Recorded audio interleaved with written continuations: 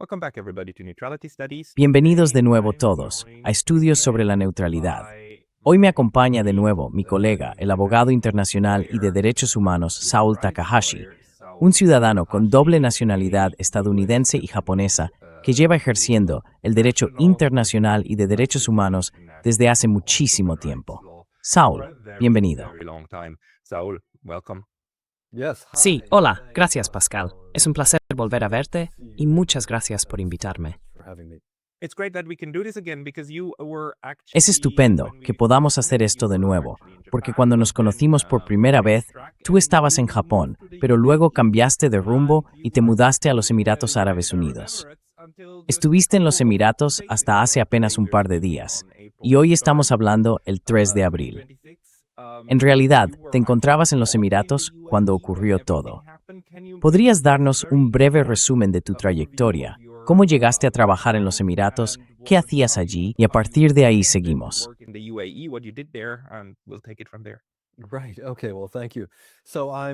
De acuerdo.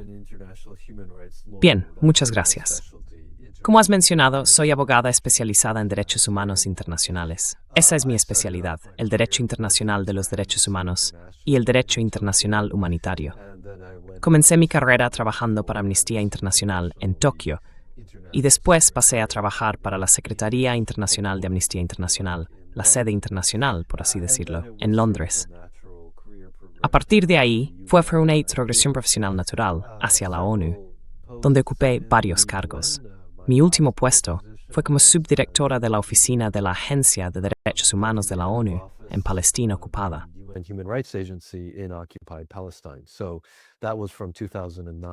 Eso fue desde 2009 hasta mediados de 2014. Viví en Jerusalén y mi oficina principal estaba en Ramallah, pero por supuesto, teníamos oficinas por toda Cisjordania y también en Gaza, así que viajé bastante por toda Palestina. Nuestro trabajo principal era documentar e informar sobre violaciones de derechos humanos y presentar esos informes a organismos como el Consejo de Derechos Humanos y la Asamblea General, entre otros. También realicé actividades de fortalecimiento de capacidades para sociedad civil palestina y la autoridad palestina. Dejé la ONU en 2014 y regresé a Japón. So I left the UN in 2014 and I came back to Japan. I went back to NGO work for a little bit, but then from Volví a trabajar en una ONG durante un tiempo, pero luego, a partir de 2019, estuve dando clases a tiempo completo en una universidad femenina muy pequeña en el centro de Osaka. Eso continuó hasta el pasado agosto, cuando me mudé a los Emiratos Árabes Unidos, como mencionaste, y asumí un puesto como profesor visitante en la Universidad de Nueva York, en Abu Dhabi. Era un puesto de un año, y se hablaba de una posible prórroga. Parecía que se iba a extender. Lamentablemente, me temo que mi trabajo se ha convertido en una víctima de la guerra. Me informaron hace unos días que con todo lo que está ocurriendo, van a tener que recortar de forma bastante drástica los puestos de profesor visitante.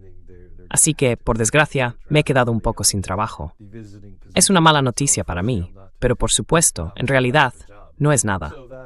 Es un problema del primer mundo.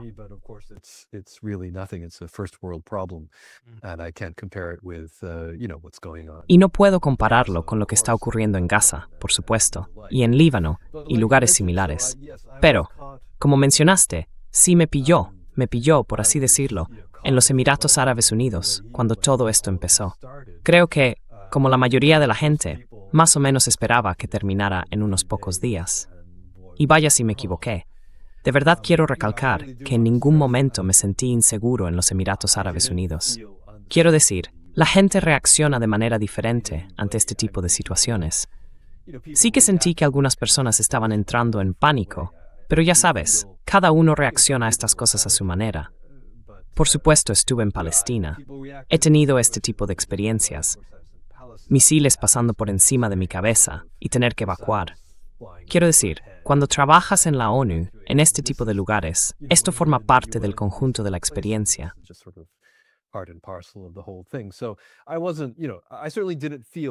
Así que no estaba, ya sabes, ciertamente no me sentía inseguro. De vez en cuando, quizá un par de veces al día, recibíamos esas alertas ensordecedoras en nuestros teléfonos. Y luego, al cabo de unos minutos, se oían explosiones en el aire. Eran los misiles siendo interceptados. Así que ya sabes, estaba bien. No quiero restar importancia a las tragedias, por supuesto, porque si estás en el lugar equivocado, en el momento equivocado, los restos de esos misiles interceptados caen, obviamente. Caen al suelo y puedes resultar alcanzado. Creo que unas pocas, no recuerdo el número exacto, pero un pequeño número de personas realmente por eso.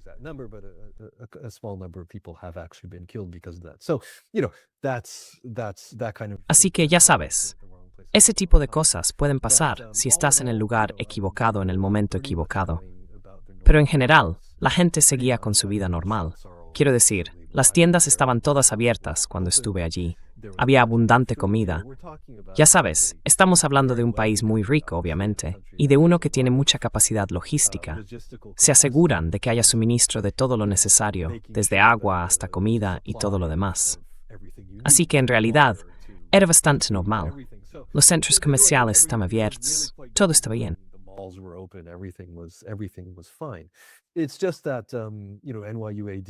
Es solo que ya sabes, NYUAD tomó la decisión relativamente pronto de que las clases serían en línea durante el resto del trimestre.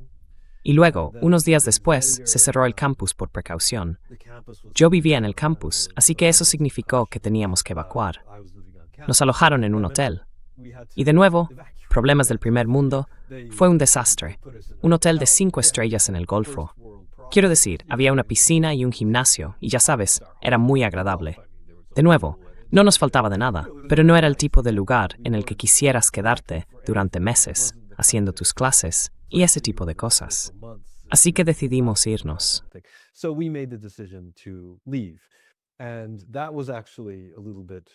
Y eso fue en realidad un poco, de nuevo, no quiero exagerarlo, pero hubo algo de tensión con respecto a eso.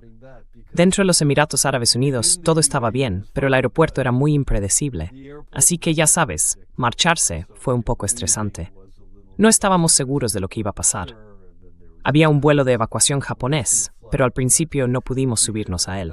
Y era, ya sabes, ese tipo de situación de cada pocas horas. ¿Qué va a pasar? ¿Qué va a pasar? Pero tuvimos bastante suerte, porque ya teníamos billetes para Europa, que habíamos reservado allá por diciembre, ya que eran las vacaciones de mitad de trimestre.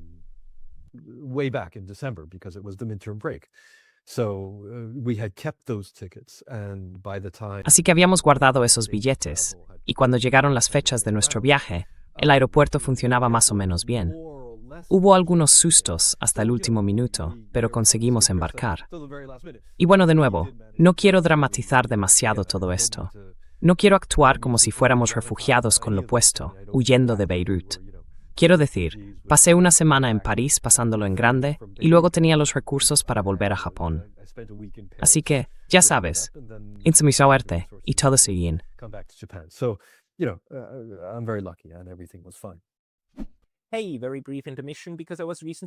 Oye, una breve pausa porque me banearon recientemente de YouTube. Y aunque ya he vuelto, esto podría volver a pasar en cualquier momento. Así que por favor, considera suscribirte no solo aquí, sino también a mi lista de correo en Substack, es pascallotas.substack.com. El enlace estará en la descripción de abajo. Y ahora, volvamos al video. Por suerte, las cosas salieron bien. Y por suerte, me refiero también a la gente que sigue viviendo en Abu Dhabi, Dubái y demás. No es una catástrofe humanitaria. Y como dijiste, el nivel de destrucción e incluso el nivel de amenaza es infinitamente menor que lo que están sufriendo las personas en el genocidio de Gaza, ¿verdad? La primera vez que hablamos en línea fue, de hecho, cuando el genocidio estaba en su tercer o cuarto mes. Ahora llevamos 2 años y sabemos que cientos de miles de personas han sido asesinadas en Gaza.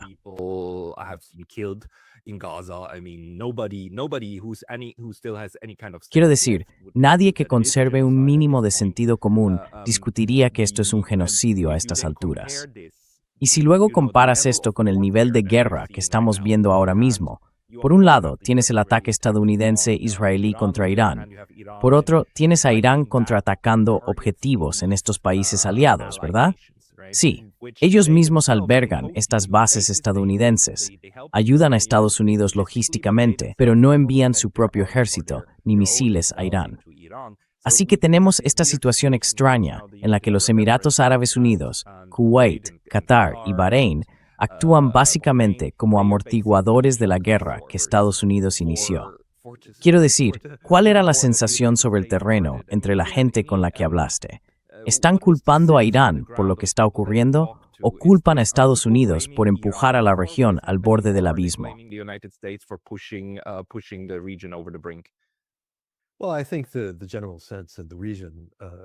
Bueno, creo que la sensación general en la región, y me refiero al Golfo, es básicamente culpar a ambas partes. Quiero decir, esa es sin duda mi impresión. En cuanto al aspecto del derecho internacional, las naciones del Golfo han declarado repetidamente que han prohibido a Estados Unidos lanzar ataques desde bases en sus países. Así que su argumento desde el principio ha sido, sí, hay bases estadounidenses, pero que cumplen funciones diferentes, son bases defensivas o lo que sea. Así que ya sabes, ellos dicen, nosotros, las naciones del Golfo, no somos cómplices de estos ataques. Y desde luego, no están contentos con los ataques en el Golfo.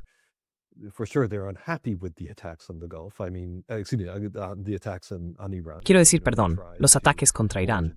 Y ya sabes, intentaron forjar una vía diplomática hacia adelante e intentaron disuadir a Estados Unidos, y quizá indirectamente en muchos casos a Israel, de lanzar esos ataques. Pero Estados Unidos e Israel siguieron adelante sin, al parecer, ni siquiera informarles. Así que están muy descontentos por eso, sin duda. Pero volviendo al aspecto jurídico internacional, es cierto que la definición internacional de agresión no incluye simplemente albergar bases. Así que, mientras Estados Unidos no lance ataques desde esas bases, los países del Golfo ciertamente tienen razón en que, legalmente hablando, no son cómplices de los ataques contra Irán.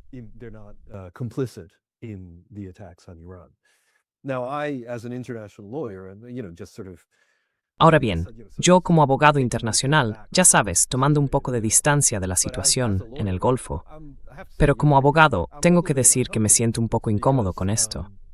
Porque, ya sabes, es cierto que cuando uno mira la resolución de la Asamblea General sobre la definición internacional de agresión y ve que básicamente se copió y pegó en el trabajo de la CPI y todo eso. Así que cuando uno observa eso, es cierto, albergar bases en sí mismo no es un acto de agresión. Pero ya sabes, se están liberando recursos del país que alberga las bases.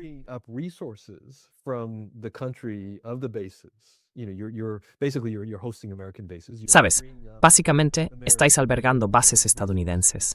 Estáis liberando recursos militares estadounidenses que de otro modo podrían haber gastado. Así que desde luego, yo diría que hay un cierto elemento de complicidad indirecta. Y bueno, no estoy del todo satisfecho con esta definición tal como la tenemos ahora. Quiero decir, los países del Golfo legalmente tienen razón. Esta es la definición que tenemos. Pero creo que los países del Golfo están replanteándose esto en cuanto a su acogida de las bases. Y creo que nosotros también tenemos que replantearnos todo este asunto.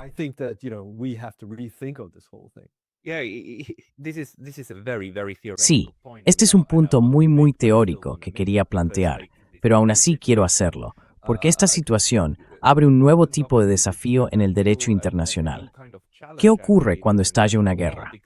Históricamente, la forma en que se elaboró el derecho internacional, especialmente antes del 45, es que, cuando la guerra es un hecho, las partes beligerantes, por supuesto, se rigen por el derecho de la guerra, que hoy llamamos derecho internacional humanitario, ¿verdad? Ese es el marco normativo. Los que no van a la guerra quedan entonces automáticamente sujetos al derecho de la neutralidad.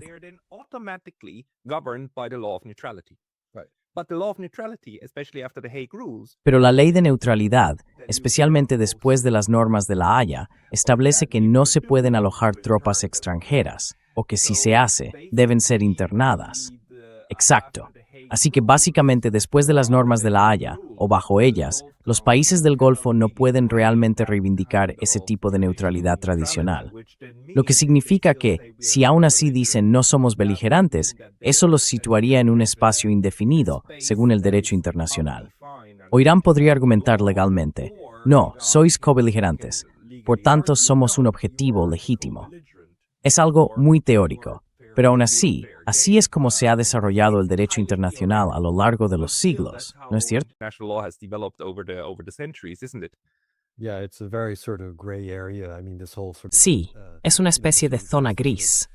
Quiero decir, todo este espacio entre, como dices, la ley de neutralidad y la ley de, ya sabes, la definición de agresión y todas esas cosas.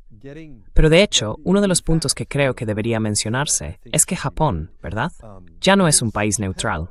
Yo desde luego lo sostendría. Escribí algo en este sentido en una revista japonesa. Se publicó justo el otro día. Realmente espero que la gente aquí lo mire, lo lea y se dé cuenta de lo que está ocurriendo.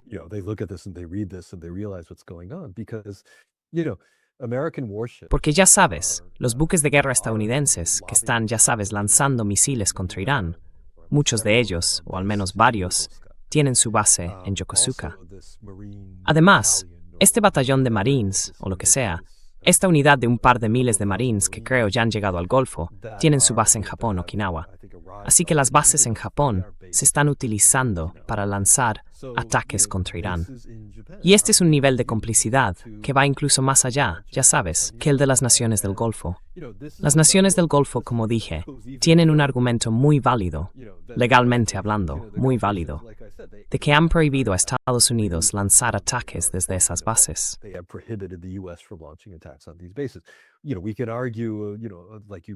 Sabes, podríamos debatir, como mencionaste, la ley de neutralidad, y hay otros argumentos. Pero con Japón, quiero decir, ya no hay margen para discutir eso. Estas bases se están utilizando. Y eso es realmente importante, creo, porque, como bien sabes, ya que también vives aquí en Japón, el discurso siempre es, la narrativa siempre es, sí, los estadounidenses están aquí para protegernos. Así que no podemos hacer nada que moleste a los estadounidenses. No podemos hacer nada que les haga replantearse esta alianza.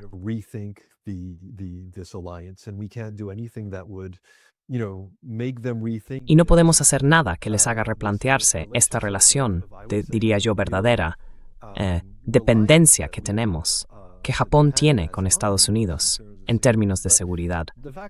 Pero el hecho es que estas bases estadounidenses, sí, existen obligaciones derivadas de tratados, y Dios sabe si alguien como Trump o cualquier otro presidente posterior las cumpliría alguna vez. Pero existen obligaciones de tratado sobre la protección de Japón. La cuestión es que forman parte de la estrategia militar global de Estados Unidos. Y estas bases se han utilizado y se siguen utilizando para lanzar estas incursiones en diversas regiones. No solo en nuestra región, sino también en Oriente Medio, y Dios sabe dónde más. Así que creo que esto es algo que realmente debe replantearse y comprenderse.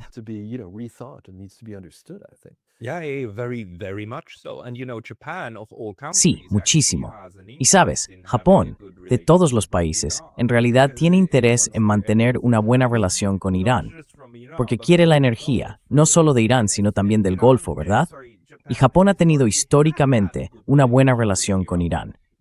Durante la última crisis en 2019, el entonces primer ministro Abe se apresuró a ir a Irán, para mi gran sorpresa, asumiendo un gran riesgo político al intentar mediar algún tipo de entendimiento.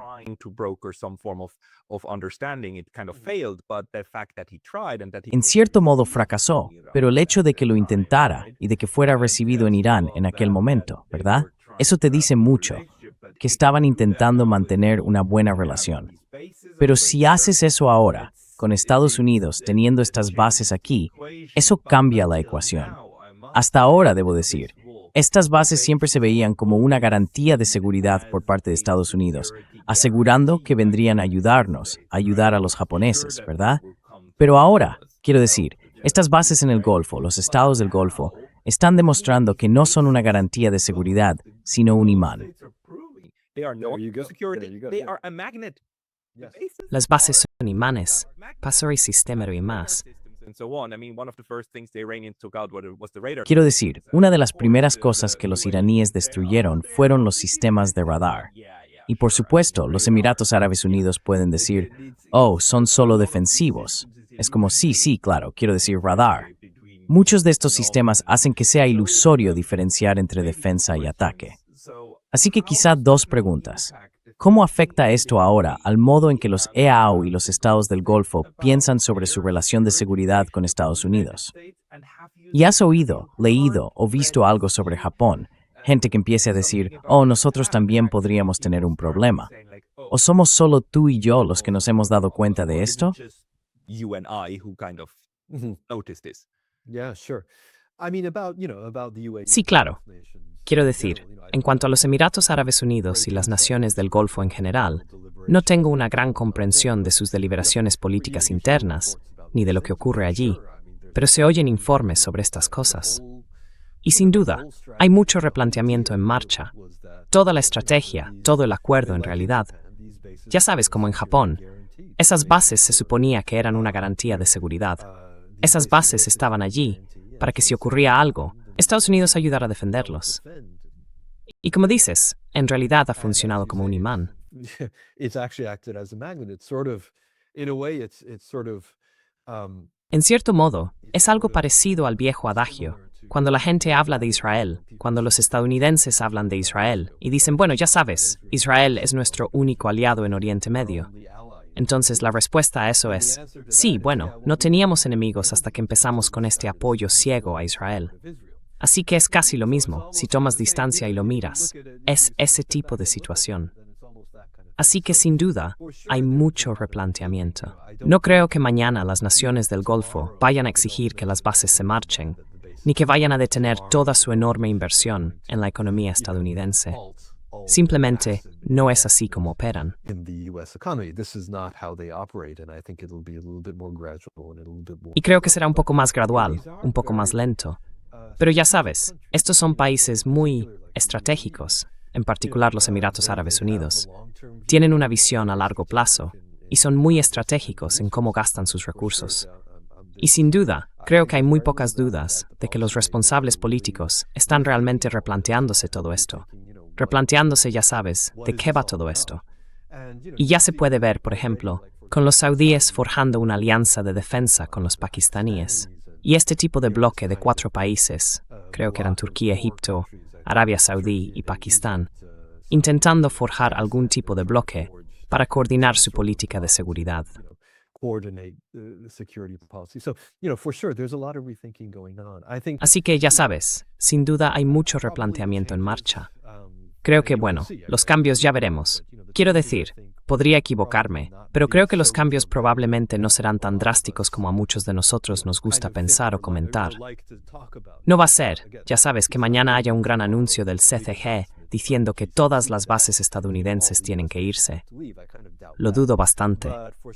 Pero, sin duda, habrá un desacoplamiento gradual, si quieres, de Estados Unidos y de este tipo de paraguas de seguridad. Y ya sabes, la Pax americana está realmente por los suelos. Es simplemente, realmente patético. Me hiciste otra pregunta. You asked me another question. I can't. In Japan, have you Oh, heard yes. people in Japan talk En Japón la gente habla de lo mismo, como, oh, estas bases son un problema. Quiero decir, sabemos que en el Parlamento japonés ahora mismo hay un legislador, uno de los líderes de un partido de la oposición, que sigue diciendo que Japón es una colonia. Es una colonia mientras tengamos estas bases. Se ha vuelto un poco popular con eso, pero sigue siendo una especie de voz solitaria en el Parlamento, creo. Sí. like a lone voice with that, I think, in Parliament, right? Yeah, I mean, look, the political elite in Japan has Sí, quiero decir, mira, la élite política en Japón ha invertido tanto durante tanto tiempo. Cuando digo tanto tiempo, no estamos hablando de siglos, obviamente, pero sí de 80 años. Sí, 80 años, quiero decir.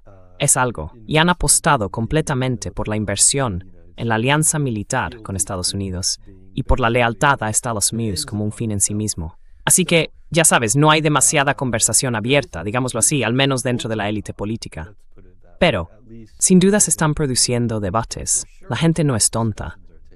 Y creo que, ya sabes, and they see this. And I think, I think also with Trump, I mean, creo que también con Trump, ya sabes, siendo presidente de Estados Unidos y siendo tan abiertamente desagradable, despectivo con los países aliados, tan beligerante, tan básicamente estúpido, Es como si reuniera todas las cualidades que resultan realmente repulsivas, no solo para el círculo de quienes elaboran políticas, sino para los japoneses en general y para la gente decente en todas partes.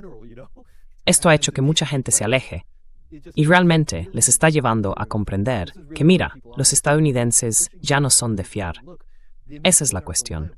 Durante el primer Trump 1.0, como se suele llamar, la primera administración Trump, fue malo.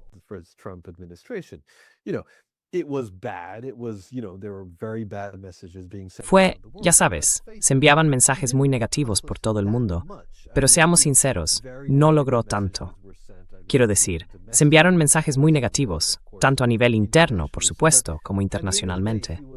Pero al final del día, era tan incompetente, y aún existía lo que la gente llama el eje de los adultos en la sala, que de alguna manera consiguieron frenar sus impulsos más negativos. Así que ya sabes, hay una sensación, y quizá no sea correcta, pero hay una sensación de que, de algún modo, Estados Unidos, el viejo orden global, salieron relativamente indemnes de aquello. Y no fue tan beligerante de su primer mandato.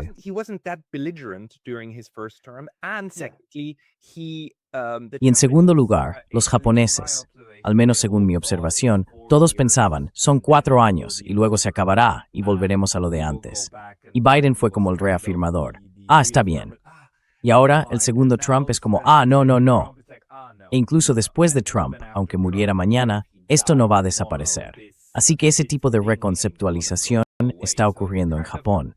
¿No es así?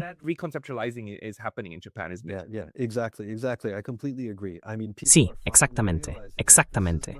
Estoy completamente de acuerdo. Quiero decir, la gente por fin se está dando cuenta de que esto no es algo a corto plazo. Esto no es. Donald Trump es obviamente una fuerza negativa, y obviamente queremos que desaparezca de la escena lo antes posible. Sueño con que se lo lleven esposado y con un mono naranja. Pero ya sabes, la cuestión es que, incluso si desapareciera mañana, hay muchos tipos dispuestos a ocupar su lugar. Y esto ya estaba claro en el Trump 1.0. Pero aún así, ya sabes, millones, casi 80 millones de estadounidenses pensaron que él era el hombre adecuado para el puesto. Sí, ya sabes, esto no va a desaparecer. Y si lo miras bien, hay muchos tipos en la cola esperando para ocupar su lugar.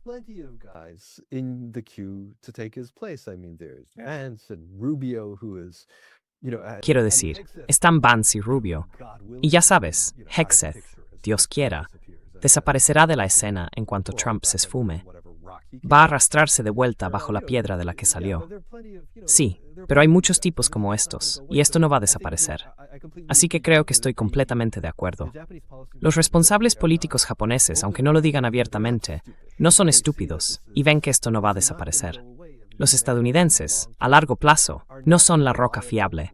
No son el socio de confianza que los japoneses habían supuesto que serían durante 80 años. Y lo mismo ocurre con los europeos. Se han dado cuenta de que simplemente agachar la cabeza y esperar a que pasen los 4 años ya no va a funcionar. Y creo que, por fin, los europeos también están intentando averiguar qué tipo de camino a seguir pueden forjar.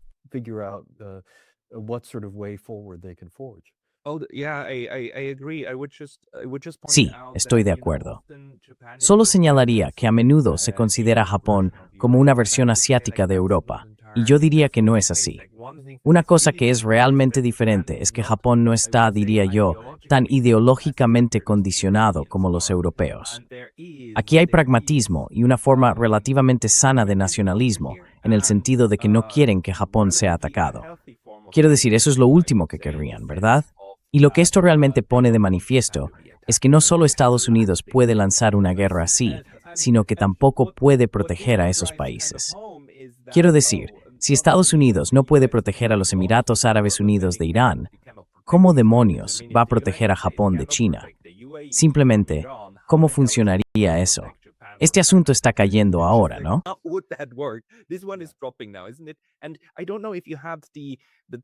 Y no sé si has tenido tiempo o espacio en las últimas semanas para seguir la visita de la primera ministra Takaichi a Washington o lo que ocurrió en diciembre con su enfrentamiento con China. ¿Tienes alguna observación al respecto? Además, Takaichi intenta presentarse como una gran aliada de Donald Trump. pero me da la impresión, viendo los medios y cómo vendió su viaje aquí, de que está orgullosa. Lo que más orgullo le produce es que no hubo ningún conflicto. Consiguió transmitir que hay cosas que Japón puede hacer y cosas que no puede hacer. Y de hecho utilizó el artículo 9, el artículo pacifista que ella misma quiere modificar, para decirle, mire, no podemos ayudarle tanto como le gustaría. Nos encantaría, pero tenemos una constitución. ¿Tienes alguna observación sobre eso? Yeah, sure. I mean, look, I'm not a fan of Takaichi. Sí, claro. Quiero decir, mira, no soy fan de Takaichi de ninguna manera. Por supuesto, ya sabes, ella proviene del ala más extrema del partido. Siempre he tenido la sensación de que ella misma es una firme creyente en la xenofobia y el racismo, y no es nada bueno que sea primera ministra. No es bueno que sea la líder. Pero tengo que decir que ha hecho un buen trabajo en lo que respecta a esto. Quiero decir, ya sabes, cuando fue a Washington, D.C., creo que fue el 19 de marzo, fue solo un par de días después de que Trump soltara otra de sus últimas bombas, diciendo que esperaban que todos los demás países que dependen del petróleo que pasa por el estrecho de Hormuz hicieran su parte patrullando y protegiendo los petroleros en el estrecho. Y ya sabes, que ellos seguirían bombardeando Irán hasta hacerlo desaparecer, pero que todos los demás tenían que cumplir con su parte.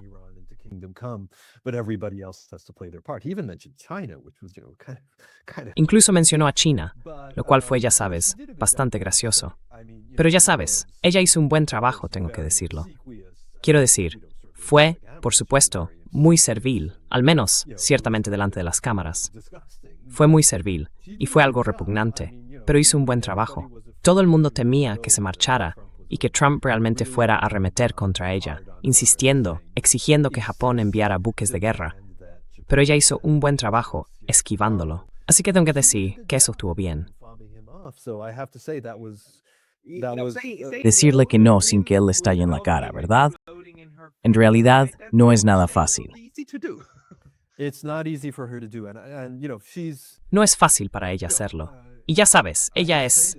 Bueno, odio decir esto, pero ya sabes, llamemos a las cosas por su nombre. Ser mujer en la política japonesa no es fácil. Estoy seguro de que tiene mucha experiencia en, ya sabes, ser obsequiosa y en conseguir lo que quiere, maniobrando entre hombres poderosos. Y lo hizo bien. Quiero decir, tengo que admitirlo. Hay que reconocerlo, lo hizo bien con esto. Así que ya sabes, veamos. Creo que eso está bien. Pero ya sabes, ella no es... De nuevo, no soy fan suyo.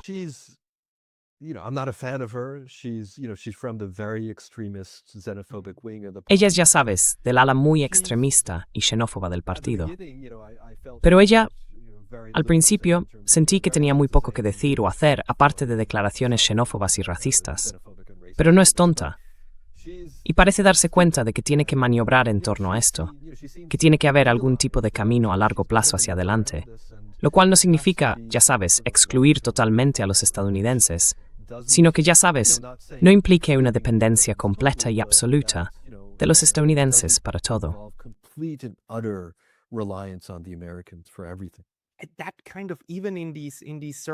Ese tipo de cosas, incluso en estos círculos, deben de estar bastante claras a estas alturas. Lo que también significa que probablemente, de nuevo, los japoneses son más pragmáticos de lo que uno podría pensar, según mi observación. Es interesante que digas eso. Sabes, deben de estar pensando que hay que hacer algo con China, ¿no? Es decir, tenemos que tener una estrategia de cara al futuro, porque hubo una gran polémica en diciembre cuando ella básicamente dijo que sí, un buque militar chino navegando hacia Taiwán sería una amenaza existencial para Japón. Y China se lo tomó muy mal, porque evocaba muchos recuerdos del militarismo japonés. Ella, de algún modo, reforzó la percepción china ya existente de que Japón está volviendo a militarizarse, ¿verdad? Entonces, ¿también crees que esto probablemente no fue un anuncio planificado y que incluso para su propio gobierno fue lamentable que se desarrollara así? ¿O cómo interpretas esa escena de diciembre?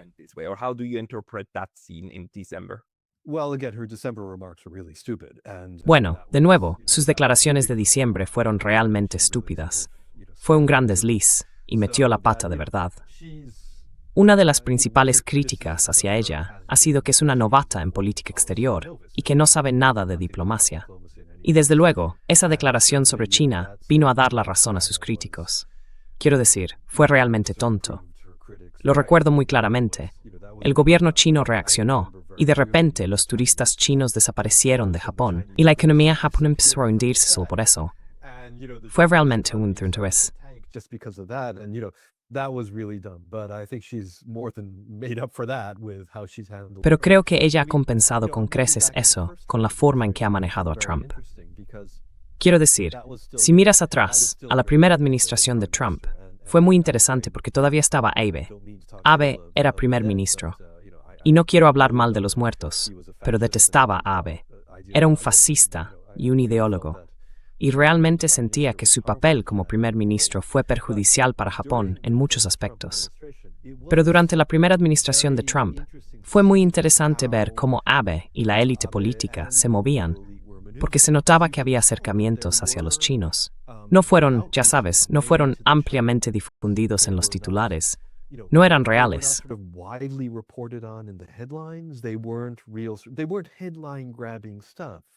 No eran cosas que acapararan titulares, pero eran muy informales, casi de tipo extraoficial.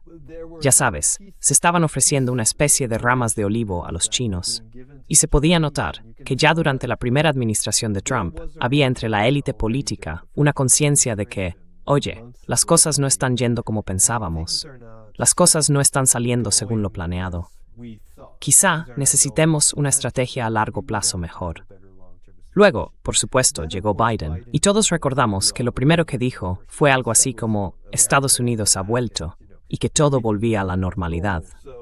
Así que el ala derecha más extrema del partido parecía en ascenso, parecían contentos, y todo daba la sensación de que las cosas volvían a la normalidad.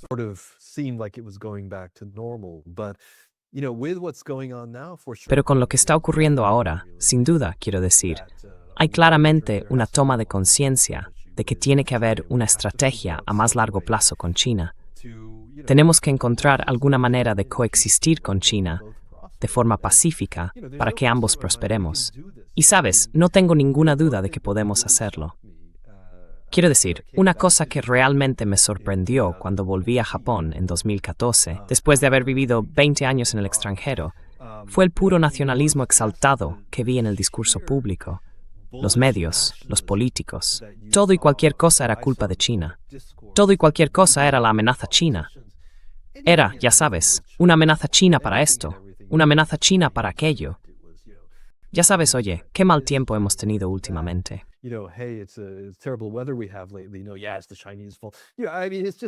No, sí, la culpa de los chinos. Sí, quiero decir, fue realmente exagerado. Y cada vez que tenía estudiantes chinos en mis clases, empezaba disculpándome con ellos, porque fue realmente terrible. Sabes, tengo edad suficiente para recordar que antes no era así. Quiero decir, había inquietud, había preocupación por China. China era corrupta, estaba en ascenso y iba a ocupar nuestro lugar. Pero realmente, desde 2010, creo que fue cuando China superó a Japón como la segunda economía más grande, fue cuando las cosas empezaron a torcerse de verdad. Fue entonces cuando este tipo de nacionalismo agresivo empezó a salir a la superficie y el ala realmente extremista del PLD empezó a ganar poder.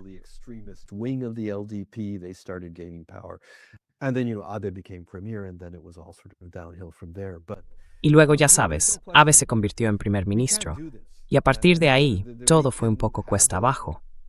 Pero ya sabes, no hay duda. Podemos hacerlo. Podemos tener una coexistencia perfectamente pacífica y próspera con China. No tengo ninguna duda de que podemos hacerlo. Y tenemos que hacerlo.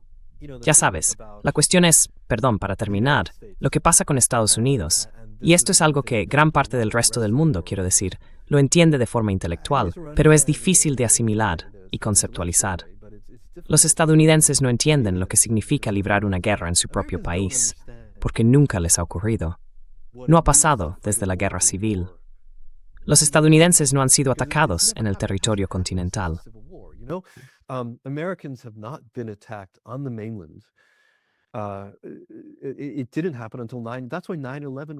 No ocurrió hasta el 11 de septiembre. Por eso el 11 de septiembre fue un impacto tan enorme para ellos. Y ya sabes, hay todas esas teorías sobre lo que realmente pasó y todo eso. Pero, sinceramente, puedo entender cómo los estadounidenses simplemente es como si no pudieran concebirlo. Para los estadounidenses, luchar una guerra significa que nos vamos a un país muy muy lejano del que nadie ha oído hablar, que nadie puede señalar en un mapa. Y ya sabes, vencemos a los malos con una fuerza abrumadora, luego volvemos al Gran PX y todo vuelve a la normalidad.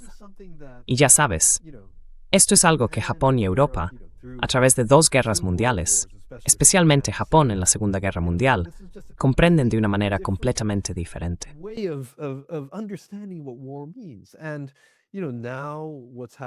Y ya sabes, ahora lo que está pasando en el Golfo es lo mismo.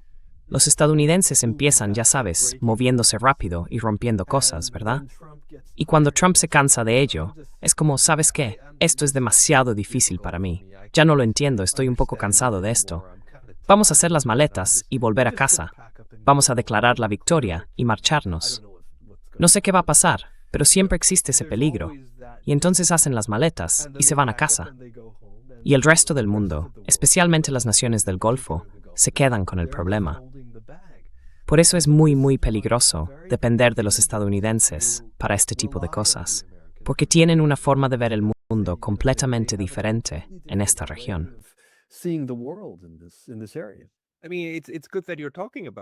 Quiero decir, está bien que hables de esto, porque creo que probablemente esta sea una de las lecciones que Japón, incluso en los círculos del PLD, está empezando a aprender. Aunque por supuesto, yo diría que el caso es aún mucho peor. Quiero decir, quedarse con el marrón es una cosa, pero ser utilizado como plataforma para el crecimiento, sí, absolutamente. Ground for a proxy war like Ukraine. That's even worse, right? You're faced into an implementation partner of a US war that you then fight on behalf of them. And I am absolutely 1,000,000% sure that the neocons in Washington, they do think about how to do that with Japan, or actually I think they're going to try to do it through the Philippines. But En realidad, creo que van a intentar hacerlo a través de Filipinas. Pero ya sabes, si consiguen provocar una guerra con China por Taiwán o por Filipinas, entonces Japón se verá casi automáticamente como un reloj arrastrado a ella por las bases, ¿verdad? Sí, sí. Así que esto de la guerra por poderes probablemente no sea algo que esté en primera línea en la mente de la gente aquí en Japón. Pero me parece magwe usando en las lecciones, en las menos algunas personas estando a pensar.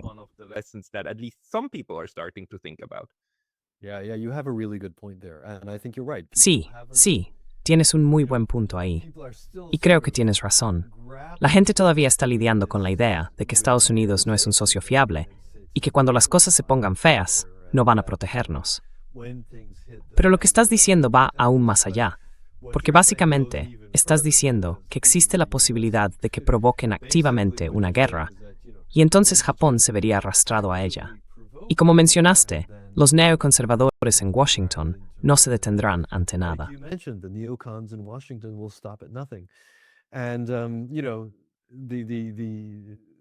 Y ya sabes, los evangelistas cristianos, el ala fundamentalista cristiana de Washington y todo el movimiento MAGA, esta gente está de verdad completamente loca. Es la mayor amenaza para la paz mundial que creo que hemos visto nunca. Sabes, en inglés tenemos esa expresión, no es el fin del mundo, o pase lo que pase, no es el fin del mundo. Pero mucha de esta gente en realidad quiere provocar el fin del mundo. Quiero decir, es como, oh, por favor, el Armagedón ya. Sí.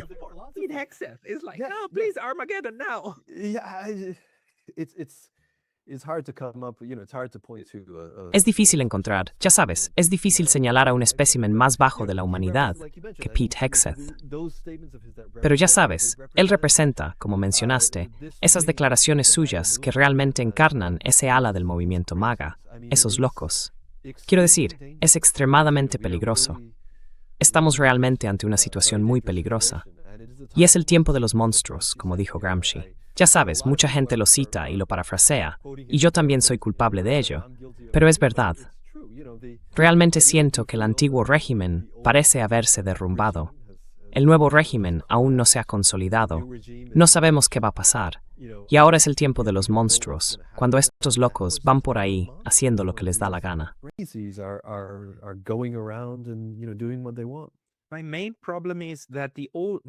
Mi principal problema es que la vieja narrativa sigue pegada a nosotros, muy parecida a las bases. Ya sabes cómo los europeos fingen que, Irán. Quiero decir, literalmente hablé esta mañana, justo antes de una reunión con Jeffrey Sachs, y me dijo que él estaba allí cuando el Consejo de Seguridad tuvo su primera reunión sobre Irán. Y empezaron con Bahrein, que dijo, el ataque no provocado contra nuestro país, y luego los Emiratos Árabes Unidos, el ataque no provocado contra nuestro país.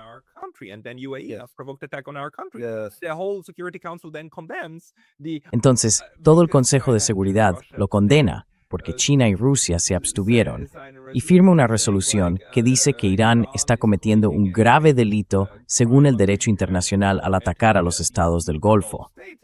Y te quedas ahí pensando, ¿pero qué demonios? Es el mismo tipo de discurso.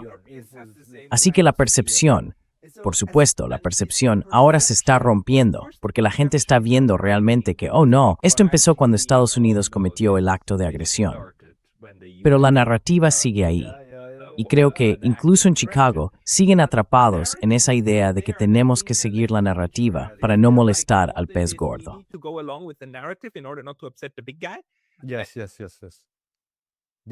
Sí, definitivamente. Estoy completamente de acuerdo contigo. Tienes razón, es un punto realmente bueno. La narrativa sigue estando ahí, sin duda. Y desde luego, ya sabes, los medios de comunicación en Japón tienden a ser un poco mejores que los medios, por ejemplo, en Estados Unidos. Pero aún así, están un poco entre la espada y la pared y transmiten la narrativa dominante de la misma manera. Así que sí, definitivamente tienes razón. Y ese fue simplemente otro de esos días tristes y patéticos en la ONU, cuando se adoptó esa resolución, que fue muy dura con Irán por los ataques y por el cierre del estrecho de Hormuz.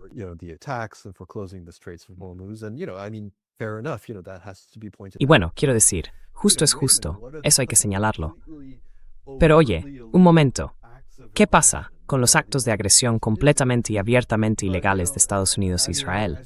Quiero decir, he pasado toda mi carrera hablando sobre el derecho internacional y tratando de defender estos mecanismos internacionales y las Naciones Unidas. Y me siento, ya sabes, me pregunto en qué me equivoqué, dónde tomé esas malas decisiones profesionales. Porque, ya sabes, ya en noviembre pasado, fue, evidentemente, un punto de inflexión muy importante para mí.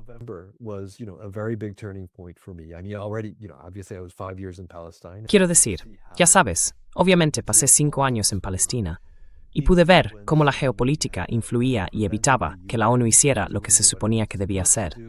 Impedir que la ONU, es decir, la administración civil de la organización, actuara y también afectaba al modo en que la geopolítica funcionaba en esos órganos políticos. Pero el pasado noviembre, cuando el Consejo de Seguridad de la ONU adoptó esa resolución que respaldaba el llamado Plan de Paz de Trump, que en realidad es un plan de colonización, dominación y explotación, y respaldaba ese supuesto Consejo de Paz, a pesar de que ni siquiera estaba claro que dicho Consejo se hubiera constituido formalmente todavía.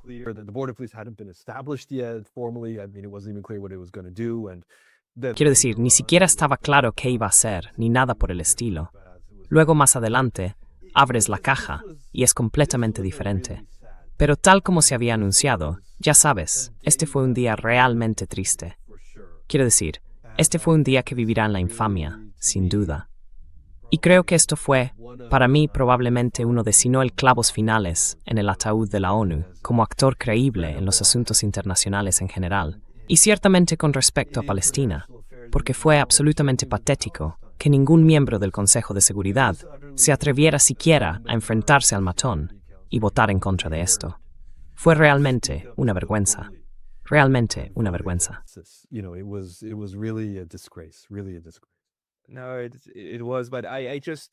No, lo fue. Pero pertenezco a las personas que siguen convencidas de que el derecho internacional, aunque aún no funcione, es exactamente hacia donde tenemos que ir, ¿verdad? Y en este sentido, eres como un pianista talentoso en 1250. El piano todavía no existe, pero eso no significa que no sea hacia ahí donde debamos avanzar, ¿no? Tenemos que desarrollar el maldito piano para poder tocarlo con virtuosismo. Así que, en ese sentido, simplemente no estamos al final del desarrollo. Y tampoco es sorprendente que una institución posterior a la Segunda Guerra Mundial, fundada por los vencedores de la Segunda Guerra Mundial, que básicamente se mantuvieron, con la excepción del asiento de China que cambió, haya permanecido sin cambios. Era inevitable que esa estructura se volviera inútil una vez que cambió la distribución del poder.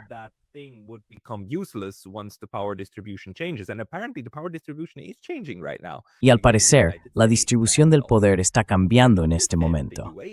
Una vez más, Estados Unidos no puede defender a los Emiratos Árabes Unidos, no puede defender a Qatar ni a Kuwait de Irán.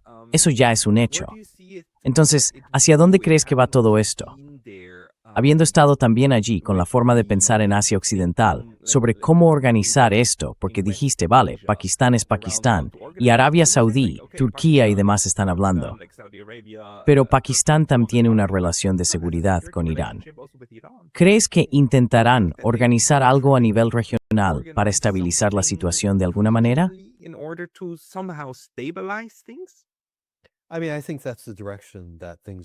Quiero decir, creo que esa es la dirección en la que van las cosas. Ahora casi resulta un tópico decir que vivimos en un mundo multipolar, que habrá distintos centros de poder y que todo seguirá cambiando y volviéndose un poco más impredecible. Pero, por muy tópico que suene, sí creo que hacia ahí nos dirigimos. Y desde luego, en Asia Occidental probablemente sea esa la dirección en la que nos estamos moviendo. De nuevo, no creo que sea algo que vaya a suceder de forma realmente dramática mañana. Puedo estar equivocado. Ya sabes, nadie predijo el fin de la Guerra Fría, la caída del muro. Nadie predijo la llamada Primavera Árabe.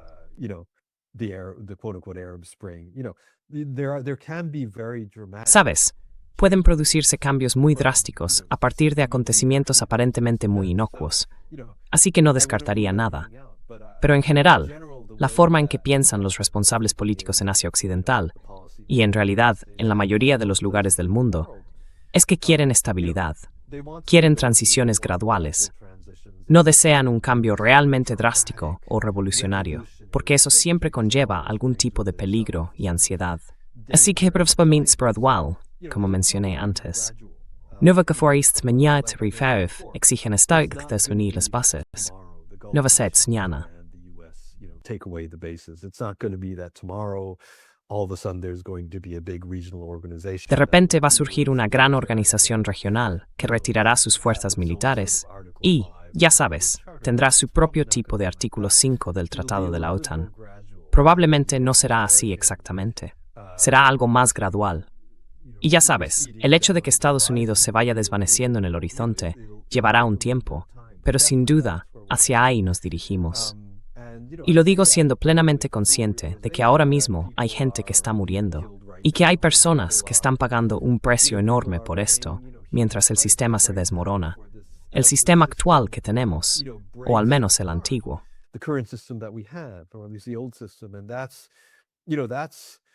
Y eso ya sabes, es un problema, obviamente.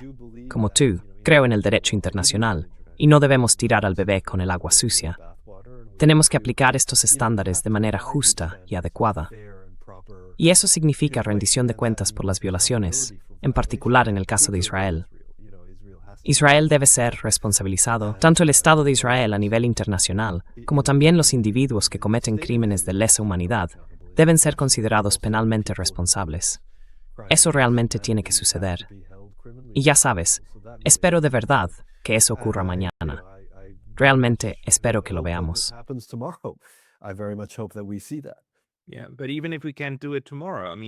Sí, pero aunque no podamos hacerlo mañana, quiero decir, tiene que ser un objetivo a largo plazo, ¿no? Porque el estado actual simplemente no es algo aceptable para los próximos 1000 años. Es solo que la situación actual en realidad aporta un poco más de claridad, ¿verdad? Quiero decir, la naturaleza genocida del proyecto sionista, del sionismo cristiano y del sionismo judío, que masacra a multitudes de personas para conseguir Lebensraum para sí mismos en esta región. Quiero decir, eso ahora se está volviendo más evidente que antes. ¿No es así? Y además Estados Unidos, esa especie de enfoque colonial duro de decir, no, este es nuestro hemisferio, y si no nos gusta un presidente en algún lugar de Sudamérica, entramos, lo derrocamos y lo exhibimos en Nueva York. Por cierto, Esto es simplemente lo que hacemos.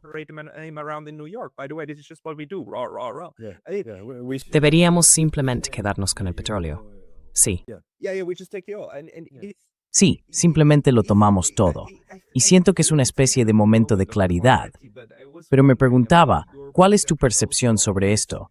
No solo el neocolonialismo, sino el colonialismo clásico que vuelve, por la forma en que la gente habla de ello, e incluso los europeos que parecen sumarse de nuevo. ¿Tienes alguna opinión al respecto?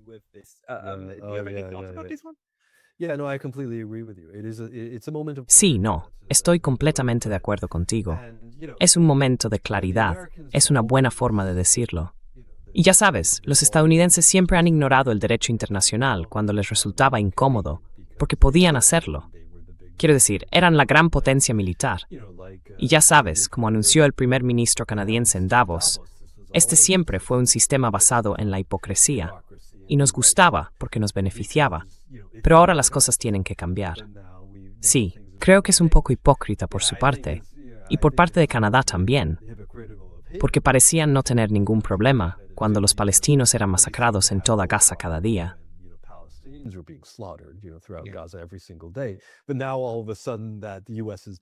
Pero ahora de repente, Estados Unidos se vuelve contra ellos. Oh, ahora tenemos que replantearnos el orden internacional. Pero eso es solo una parte de todo el asunto. Así que, en cierto modo, es una situación de claridad. Y bueno, no lo sé. Quiero decir, cuando estuve en Palestina, esto era algo que la gente de la ONU decía, y también los observadores y comentaristas internacionales. En realidad, es bueno que ahora tengamos un gobierno realmente de extrema derecha en Israel, porque ya no hay nada oculto. Ahora todos podemos verlo tal como es. Y bueno, los países del mundo se verán obligados a afrontarlo. Pues no lo hicieron. No pasó nada, ¿verdad?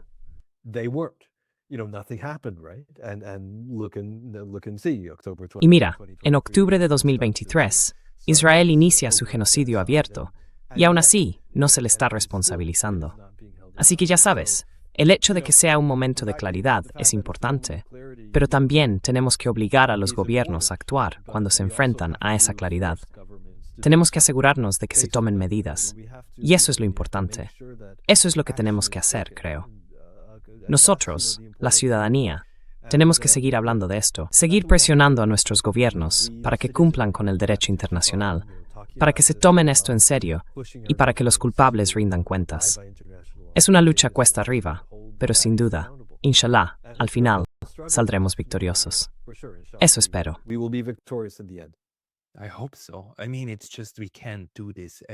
Quiero decir, es que no podemos hacer esto cada par de décadas. Genocidio tras genocidio tras genocidio. Y debo decirlo una vez más. Los europeos y los estadounidenses, que básicamente son europeos emigrados, son auténticos maestros del genocidio. Han matado a decenas de millones de personas. Matan a 500.000 de personas cada año solo a través de sanciones económicas. Y ahora tenemos datos sobre esto. Estudios de Lancet muestran, ya sabes, alrededor de 500.000 al año. Sí, sí. Y dicen que hacemos esto por el bien de la humanidad. Es que es absolutamente una locura. Esa locura necesitamos aclarar eso. Y por supuesto, el precio lo están pagando todos con el agua de la gente. Pero ¿hay algo más que te gustaría mencionar? Algo que creas que aún no hemos tratado y que sea importante. Sí.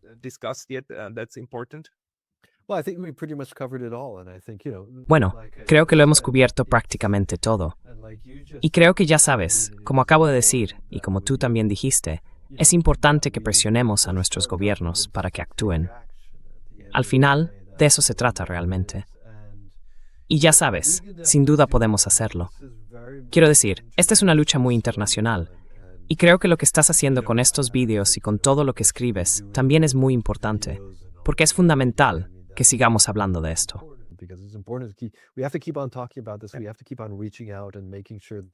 Tenemos que seguir tendiendo la mano y asegurarnos de forjar contactos y construir solidaridad con la gente del resto del mundo, porque eso es realmente importante.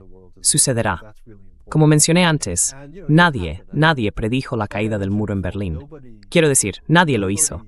Ya sabes, algunas personas, los llamados expertos, más tarde dijeron, oh sí, esto era inevitable. Siempre decimos que no. que eso no es cierto. Nadie lo vio venir. Así que ya sabes, las cosas pueden cambiar de forma muy drástica, y a falta de una palabra mejor, puede haber una revolución. Y bueno, la espero con ganas.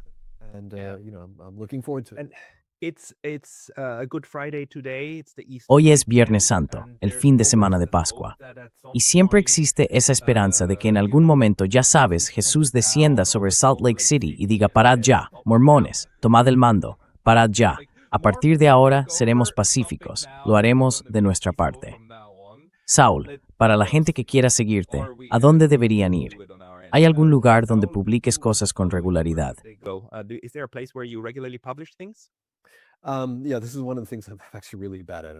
Sí, esta es una de las cosas en las que en realidad soy bastante malo, y tengo que resolverlo. Tengo que hacerlo. Había, por supuesto, probablemente te suene, el Research Map, el que organiza el organismo público japonés. Lo estaba usando, pero claro, después de irme a los EAS, dejé de actualizarlo. Tengo una página web en Jimdo, y me esforzaré más en mantenerla actualizada y asegurarme de que siga al día. La gente puede ponerse en contacto conmigo a través de ella. Mis datos están en mi Simu. Eso es lo que haremos. Por favor, envíame ese enlace y lo pondremos en el cuadro de descripción de abajo. Sí. Saul Takahashi, muchas gracias por tu tiempo. Muchas gracias, Pascal. Fue un placer verte y charlar contigo. Espero volver a verte pronto.